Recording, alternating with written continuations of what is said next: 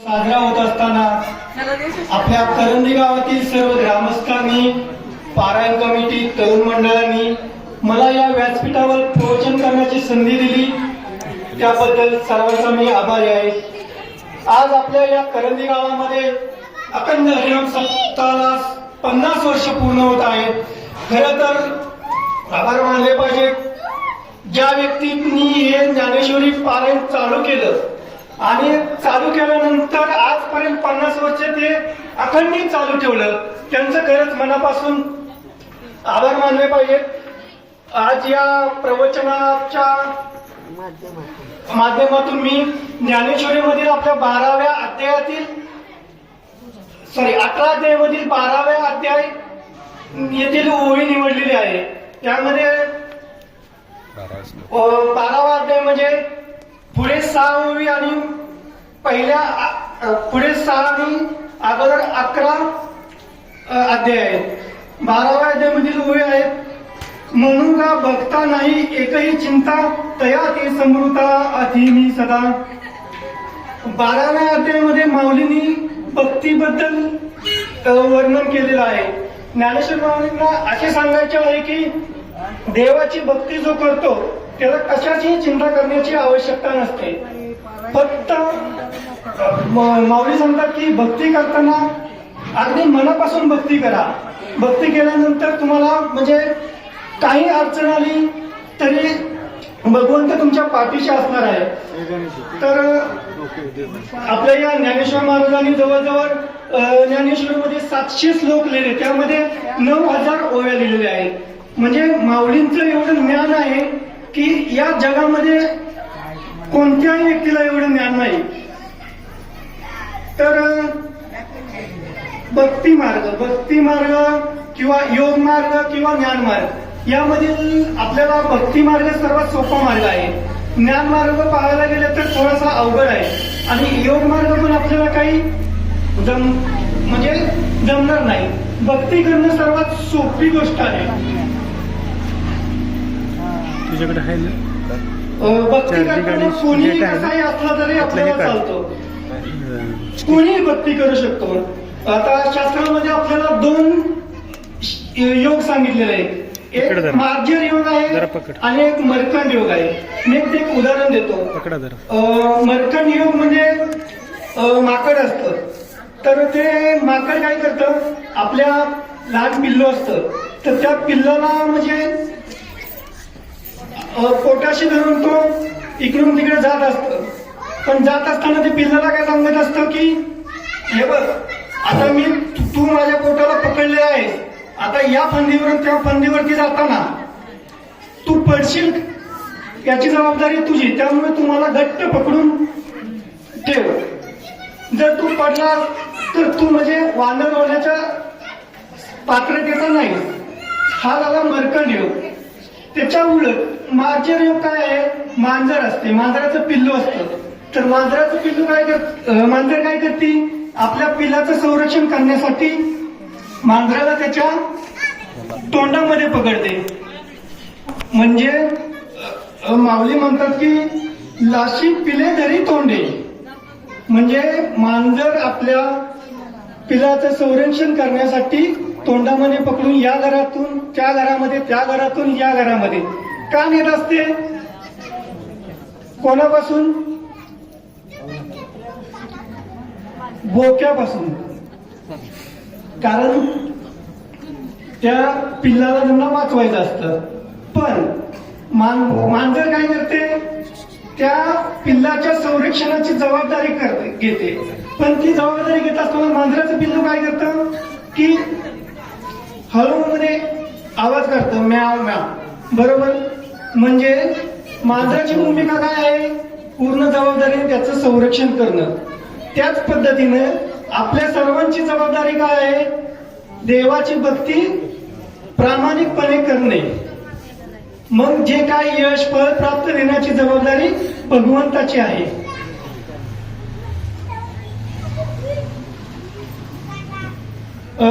तर तुकाराम महाराज काय म्हणतात, तुका म्हणे घालू तयावरी बार, वाहू हा संसार देवा पायी. भक्ती योगामध्ये पण आवडणारा भक्त असतो, भक्तीमध्ये पण अनेक प्रकार आहेत. नळीची भक्ती, सवडीची भक्ती आणि आवडीची भक्ती असे 3 प्रकार आहेत. आता नळीची भक्ती म्हणजे काय? म्हणजे काहीतरी आपल्याला अडचण आहे म्हणून देवाला नमस्कार करायचा, ती नळीची भक्ती. सवडीची भक्ती म्हणजे काय? आपल्याला देवाकडून भगवंताकडून काहीतरी मिळवायचं आहे, ती झाली सवडीची भक्ती. आणि आवडीची भक्ती म्हणजे काय? नित्य नियमानं दररोज न चुकता केली जाणारी भक्ती, अगदी फळाची कोणतीही अपेक्षा न करता केलेली भक्ती म्हणजे आवडीची व्यक्ती. तर तुम्हाला मी एक योगाबद्दल सांगतो, कर्मयोगाबद्दल. आपले नारद मुनी सहज असं भगवंताकडे एकदा गेले. तर नारद मुनीचं काम काय असतं? नारद मुनी म्हणजे भगवंताच्या एकदम जवळचा व्यक्ती, जो म्हणजे कोणत्याही क्षेत्रामध्ये जवळचा जो व्यक्ती असेल तो त्यांचा लाडका भक्त म्हणा किंवा लाडका शिष्य असतो. तर नारद मुनीने एके दिवशी भगवंताला विचारलं, अरे भगवंता, तुमचा सर्वात लाडका भक्त कोणता?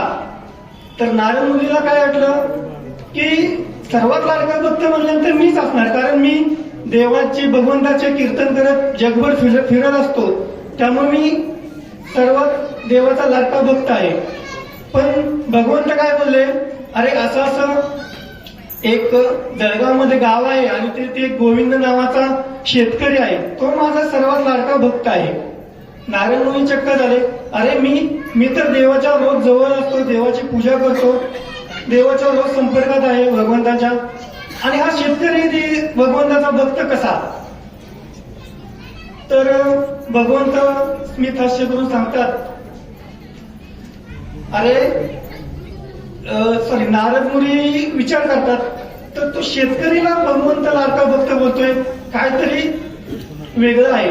नारद मुनी पण हुशार. नारद मुनी सरळ तिकडे जातात त्या शेतकऱ्याकडे सकाळी उठून आणि गपचूप मध्ये बघतात शेतकरी काय करतोय. तर शेतकरी सकाळी उठतो, आंघोळ करतो, देवाची नमस्कार करतो आणि भगवंताला सांगतो, देवा माझ्याकडून काय चुकीचं काम घडू देऊ नकोस. हात जोडतो आणि त्याच्या तो कामावरती शेतावरती जातो. परत काम झाल्यानंतर संध्याकाळी येतो. संध्याकाळी तोपर्यंत नारद मुनी तिथेच असतात. संध्याकाळी आल्यानंतर शेतकरी देवाला परत हात जोडतो आणि बोलतो, ठीक आहे, आज केलेलं काम व्यवस्थित झालं. परत नमस्कार करतो, दिवसातून 2दा नमस्कार केला. नारद मुनी अजून भ्रम याच्यामध्ये पडला, विचार, अरे ह्याने तर 2 वेळा देवाच्या पाया पडला आणि हा आवडीचा भक्त कसा काय? परत तो देवाला भगवंताला जाब विचारण्यासाठी जातो. बोलतो, भगवंता, त्याने तर 2 वेळा तुम्हाला नमस्कार केला आणि तो तुमचा आवडीचा भक्त कसा?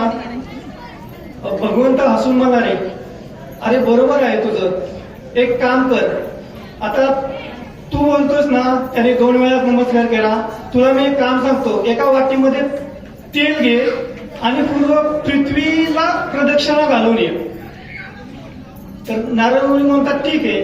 नारद मुनी तेल घेतात, तेलाची वाटी भरलेली पृथ्वीला प्रदक्षिणा घालून येतात आणि परत रिपोर्टिंग करण्यासाठी भगवंताकडे जातात. तर नारद मुनी बोलतात, ठीक आहे भगवंता, आलो मी प्रदक्षिणा घालून. तर भगवान बोलतात, तू प्रदक्षिणा करताना नामाचा जप किती वेळा केलास? नारद मुनी म्हणले, भगवंता असं कसं? मी त्या वाटेतील तेलाकडे लक्ष देऊ की नामाचा जप करू? म्हणून भगवान म्हणतात, मग त्या शेतकऱ्याने त्याचं काम सोडून जर दिवसभर माझे ध्यान केलं तर त्याचं काम कसं होणार? मग नारद मुनीच्या लक्षात आले, कर्मयोग म्हणजे काय? म्हणजे तुमच्या कर्मावरती, कामावरती प्रेम करा, काम प्रामाणिकपणे करा, असं एक कर्मयोगाचं उदाहरण आहे. एकदा भक्ती योगामध्ये देवाला आवडणारा भक्त ज्ञानी भक्त असतो. एकदा अर्जुनाने भगवंताला विचारले, शास्त्राशिवाय उद्धार होणार नाही का? त्यामध्ये तर भगवंताने उत्तर दिले, शास्त्राचे 3 प्रकार आहेत. श्रद्धेचे. सात्विक रजगुणी आणि तमोगुणी. सात्विक फक्त देवाची पूजा करतात, तर रजगुणी फक्त राक्षस आणि तमोगुणी प्रेतांची पूजा करतात. प्रत्येकाला वेगळे वेगळे देव आवडतात. कुणाला पांडुरंग आवडतो, कुणाला साईबाबा, कुणाला गणपती. अशा प्रकारे भक्ती करण्याची वेगवेगळे देव आवडत असतात. त्यामध्ये आपले माऊली एक उदाहरण देतात आपल्याला.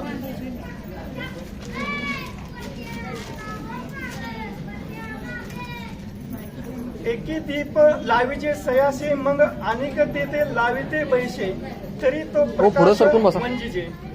पूर्वीच्या काळात आपल्याकडे लाईट नव्हती, तर मग लाईट करण्यासाठी दगडावरती दगड घासायचे आणि त्यानंतर प्रकाश निर्माण व्हायचा, किंवा लाकडावरती लाकूड घासून प्रकाश निर्माण व्हायचा. त्याप्रमाणे दिवा लावायला माणसाला एवढे सायास करावे लागले. माऊली म्हणतात एखाद्याने दिवा लावला तर आपला दिवा त्या दिव्याला लावायचा, त्यामुळे आपला दिवा लागेल. का परत एखाद्याने दिवा लावला ना आपल्याला दिवा लावायचा असेल तर परत आपण थोडी दगडावरती दगड घासत बसणार आहे, दिव्याला दिवा लावणार.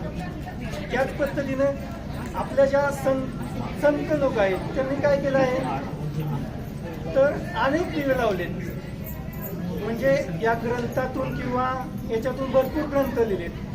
ते फक्त आपल्याला काय करायचे, ज्या संतांनी दिवे लावलेत त्या दिवेला आपला दिवा लावायचे. तो दिवा लावल्यानंतर आपले जीवन प्रकाशमय झाल्याशिवाय राहणार नाही. संतांनी अनेक ग्रंथ लिहिले. ग्रंथ म्हणजे आपला दिवाच आहे. आपण आता भक्ती कशी केली पाहिजे, संतांसारखी केली पाहिजे. भगवान म्हणतात मीची करी बोलावे ऐसा ज्ञानीय ऐकू. एक दृष्टांत सांगतो. स्वामी विवेकानंद आपलं तत्वज्ञान सांगण्यासाठी अमेरिकेला चालले होते. त्यावेळी अजून एक म्हणजे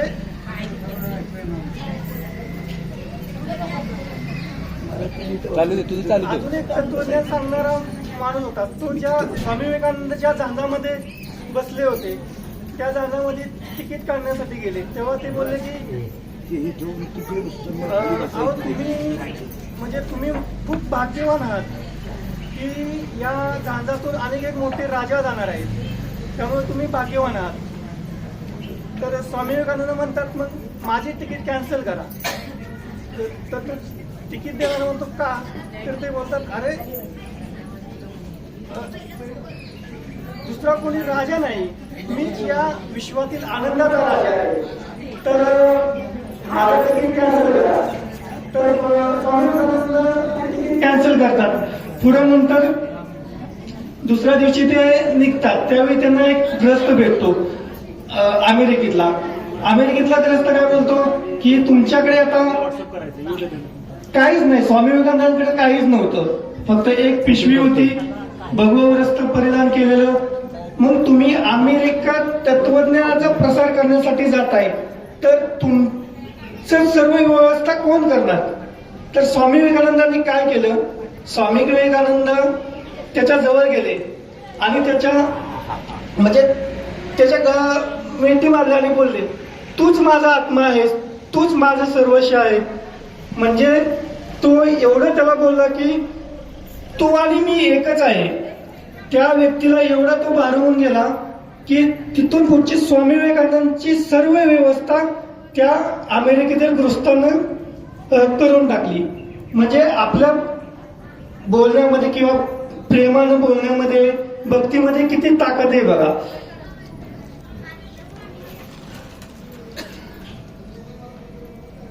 भगवंतांनी भक्ताची अनेक लक्षणं सांगितलेली आहेत. बाह्य लक्षणं आहेत किंवा आंतरलक्षणं. आता बाह्य लक्षणं म्हणलं तर बाह्य लक्षणावरती जायचं नसतं, त्या कोणत्याही भक्तावरती आंतरलक्षण महत्वाचं असतं. त्यामध्ये मग गंध कोण कसा लावतो किंवा कपडे कसा घालतो त्याचं आंतरलक्षण बघायचं असतं. आपल्याला या ज्ञानेश्वरीच्या 12व्या अध्यायामध्ये शेवटच्या 8 ओळींमध्ये 36 लक्षणं सांगितलेली आहेत. ते 36 लक्षणांमधले आपण म्हणजे त्यातील कोणतंही लक्षण म्हणजे व्यवस्थित केलं तरी आपल्या जीवनाचं सार्थक होईल. एक तुम्हाला एक उदाहरण सांगतो. एक व्यक्ती असती, दोन व्यक्ती असतात, एक मूर्ख व्यक्ती असते आणि एक शहाणी. मूर्ख व्यक्तीची पाती इथपर्यंत असते आणि शहाण्याची इथपर्यंत. तर मूर्ख व्यक्ती काय करतो, शहाण्या व्यक्तीकडे जात नाही. तो काय करत असतो, तितक्याच लेवलला थांबत असतो. तर शहाणा व्यक्ती काय करतो, तिथून खाली मूर्ख व्यक्तीकडे येतो. त्याची पाती, शहाण्या व्यक्तीची पातळी वरती असते, ती सोडून खाली येतो. खाली आल्यानंतर काय होतं, जो मूर्ख माणूस आहे त्याची म्हणजे त्याची हरवण्याची क्षमता शहाण्या माणसामध्ये वाढते. कारण शहाणा माणूसची उंची वरती असते, तो खाली आल्यामुळे जो पहिला व्यक्ती असतो तो सरळ शहाण्या व्यक्तीला हरवून टाकतो. त्याचं एक उदाहरण सांगतो तुम्हाला. एक शहाणा व्यक्ती काय करतो, जंगलामध्ये एक प्राणी पाहतो आणि जो वेळा माणूस असतो म्हणजे तो पण प्राणी पाहतो. तो शहाणा व्यक्ती काय बोलतो, हा वाघ आहे. तर दुसरा व्यक्ती काय बोलतो, नाही हा गाढव आहे. दोघांचं भांडण होतं. मग दोघांचं भांडण काय मिटत नाही. मग ते एका राजाकडे जातं दोघांचं. ते त्यानंतर आता राजाला न्याय करायचा असतो. राजाला पण तो न्याय देता येत नाही. मग तो प्रधानाला बोलवतो. प्रधान बोलतो, शहाणा व्यक्ती म्हणतो, बघा महाराज, हा बोलतोय की हा गाढव आहे. तर दुसरा व्यक्ती बोलतो, नाही हा गाढवच आहे महाराज. महाराज काय करतात की तुम्ही प्रधानाला सांगतात, हा शहाणा व्यक्ती आहे, त्याला जेलमध्ये टाका, ही शिक्षा त्याला द्या. तर शहाणा व्यक्ती म्हणतो, महाराज असं का, मला शिक्षा का, हा तुम्हाला पण दिसतोय की हा वाघ आहे. तर राजा काय बोलतो, अरे मी तुला शिक्षा याच्यासाठी नाही दिली की तू शहाणा असून तू त्या मूर्ख माणसाच्या नादाला लागला, म्हणून ही शिक्षा तुला दिली. आता या आपल्या संतांमध्ये ज्ञानोबा आणि तुकाराम महाराज यांच्यामध्ये किंचितचा फरक आहे. ज्ञानोबांचं मन स्थिर आहे. आपल्याला या संतांच्या विचाराशिवाय आपल्याला पर्याय नाही. ज्ञानोबा ती मनाची भाषा बोलतात. ज्ञानोबांचे चरित्र आपण डोळ्यासमोर ठेवलं तर पुढच्या कितीतरी पिढ्या, शतकांची भाषा ही ज्ञानोबा माऊली बोलत असतात. ज्ञानोबा माऊलींची भाषा म्हणजे हळूच काना सांगणार, अरे बाबा असं नाही, असं कर. पण तुकाराम महाराजांची भाषा, नाही हे तुला असं केलंच पाहिजे. तुकाराम महाराजांची भाषा थोडी कडक होती. एक परिस्थिती म्हणून तुम्हाला उदाहरण सांगतो. लहान मुलं असतं, लहान मुलं रस्त्यावरती खेळणी विकतात. तर ते खेळणी विकण्यामध्ये त्या मुलांचा आनंद असतो. पण जो खेळणी घेणारा आहे तो खेळणी विकत घेतल्यानंतर खेळणी विकत घेणारा मुलगा, त्यामध्ये त्याचा आनंद असतो. पण ज्याची परिस्थिती नाही त्याचा आनंद खेळणी विकण्यामध्ये असतो. म्हणजे आनंद कुठे कसा मिळतो हे प्रत्येकाचं वेगळं वेगळं असतं. अगदी आपल्या हाकेच्या अंतरावर असणारे आळंदीमध्ये इंद्रायणी नदी आहे. तर इंद्रायणी नदी एवढी नशीबवान आहे की अगदी तिथं 3 नद्या आहेत, शरवी आणि यमुना. त्यामध्ये इंद्रायणीचा प्रवास पाहिला तर थोडासा आहे, शरवी आणि यमुनेचा प्रवास खूप मोठा आहे. इंद्रायणी अगदी लोणावळ्यात उगम पावते आणि निरेला जाऊन संपते. शरवी नदीनं राम पाहिला तर यमुनेनं कृष्ण पाहिला. पण माझ्या या आळंदीतील इंद्रायणीनं पिढ्या महाजनकीची आलेली कागदपत्र ज्या डोहामध्ये बुडवली ते तुकाराम महाराज पाहिले. आणि अभंगामध्ये जो जे वांचील तेथे लावू म्हणणारे ज्ञानेश्वर महाराज पाहिले. म्हणून इंद्रायणीचा प्रवास हा तसा खूप मोठा आहे. यामध्ये ज्ञानेश्वर महाराज एक उदाहरण देतात, मन स्थिर कसे पाहिजे, अगदी म्हणजे परमेश्वराच्या जवळ पाहिजे. अगदी भक्ती करताना पण मनापासून केली पाहिजे. मन स्थिर पाहिजे म्हणजे काय पाहिजे, मी एक छोटंसं उदाहरण देतो. एक पुण्यावरून मित्र आलेला असतो, तर पुण्याला एक मित्र आलेला असतो, तर शेतकरी मित्र असतो तो. तर तो म्हणतो, मित्र आज तू म्हणजे इथे मुक्काम कर. तर तो बोलतो, नाही आता मला जावं लागेल, मी कपडे वगैरे काय आणलेली नाही. तर तो काय बोलतो, ठीक आहे मी कालच नवीन कपडे आणले, ती तू घाल, तू राह इथे. ठीक आहे, तो मित्र राहायला तयार होतो. राहिल्यानंतर सकाळी म्हणतो, चल आपण एका मित्राकडे भेटून येऊ. भेटून गेल्यानंतर तिथे सांगतो, समोरचा व्यक्ती विचारते, हे कोण? हे म्हणतात, हे नगरवरून आल्यात, खूप सज्जन माणूस आहेत, कष्टाळू आहेत, शेती करतात, शेती एकदम उत्कृष्ट करतात, पण हे जे कपडे आहेत ते मी घेतलेले आहेत. म्हणजे त्या व्यक्तीला राग येतो, अरे तू मला इथं बोलवलं, मी एक तर थांबवत नव्हतो आणि मी घेतलेले कपडे तू का सांगतोयस? तर ठीक आहे, तो माणूस त्याला ओरडतो, म्हणतो परत मी कोणाला सांगणार नाही. दुसऱ्या दिवशी दुसऱ्या मित्राकडे जातो, तिथे जाऊन सांगतो. तिथं त्या व्यक्ती बोलतात, तसंच हा व्यक्ती कोण आहे? ते बोलतात, हे सज्जन व्यक्ती आहेत, खूप कष्टाळू आहेत आणि चांगली शेती करतात, खूप सज्जन माणूस आहेत, पण मी यांच्या कपड्याबद्दल काय बोलणार नाही. परत तिकडून आल्यानंतर ते म्हणतात, अरे तू परत तेच कपड्याबद्दल बोललात. परत तो बोलतो, ठीक आहे आता शपथ घेऊन सांगतो की मी कपड्याबद्दल तुझ्या बोलणार नाही. तिसऱ्या मित्राकडे जातात, परत बोलतात की हे खूप सज्जन माणूस आहेत, कष्टाळू आहेत, शेतकरी कुटुंबात आहेत, मी यांच्या कपड्याबद्दल बोलण्याची अगदी शपथ घेतली आहे. म्हणजे आपलं मन बघा स्थिर असतं का? म्हणजे आपलं मन स्थिर पाहिजे, आणि मन स्थिर असेल तर भक्ती करण्याला कोणताही अडथळा आपल्याला येणार नाही. आपल्याला पैसे कमवण्यामध्ये पुरुषार्थ असतो. धर्म, अर्थ, काम, मोक्ष. अर्थ म्हणजे काय? पैसे कमवतो आपण. सर्व साधू संतांचा अट्टास काय असेल? तुकाराम महाराज म्हणतात, आम्ही वैकुंठवाशी आलो यास कारणाशी. तर तुकाराम महाराज काय म्हणतात, आम्ही इकडे का आलोय वैकुंठावरून? जे संतांनी जे ग्रंथ लिहिले, जे चांगल्या गोष्टी आहेत ते तुम्हाला सांगण्यासाठी आलो आहे. तर तुकाराम महाराजांनी म्हणजे चांगलं काम केलं. जे संतांनी, भगवंतांनी चांगल्या गोष्टी सांगितल्या, ते समाजातील तळागाळात पोहोचवण्याचं काम केलं. खरं तर पिढ्याने पिढ्या मगाशी बोललो मी, महाजनकीची जी कागदपत्रे होती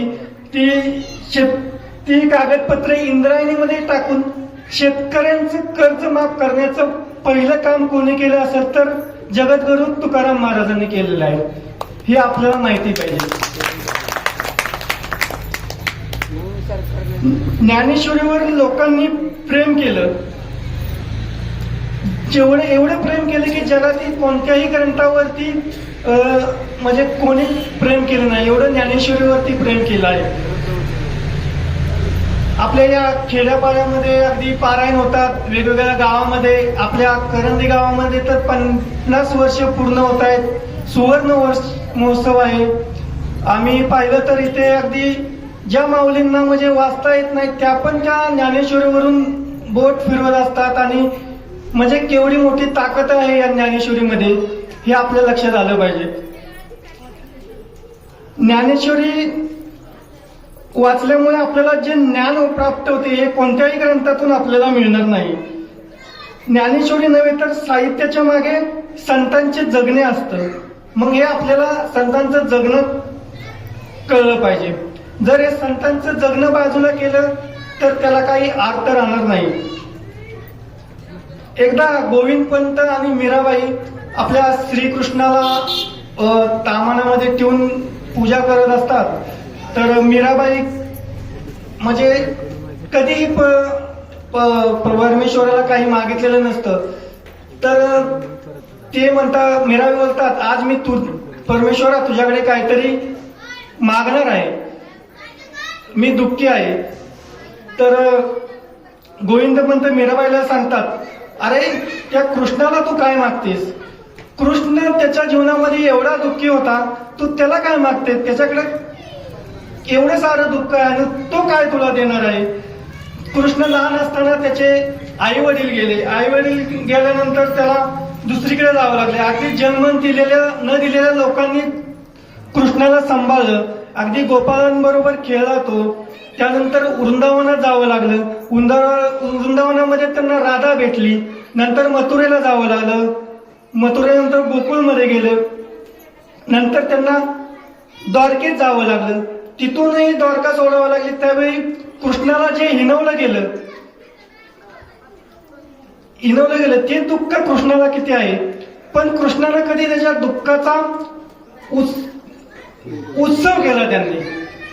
आता उत्सव करणं म्हणजे काय, आपल्याकडे दोन गोष्टी आहेत, एंटरटेनमेंट आणि सेलिब्रेशन. तर कृष्णाने एंटरटेनमेंट नाही केलं. एंटरटेन म्हणजे काय, पिक्चरचं तिकीट काढणं आणि पिक्चर बघायला जाणं. तर कृष्णाने काय केलं, सेलिब्रेशन केलं. अगदी पूर्ण दुःखाचा उत्सव केला साजरा. कधीही दुःखी राहिला नाही. स्वतः कृष्ण बासरी वाजवतो, गोपाळांमध्ये जाऊन खेळतो, काला करून सगळ्या गोपाळांबरोबर जेवतो. अगदी सर्व मिसळून त्याने म्हणजे मी दुःखी आहे असं कोणालाही दाखवलं नाही.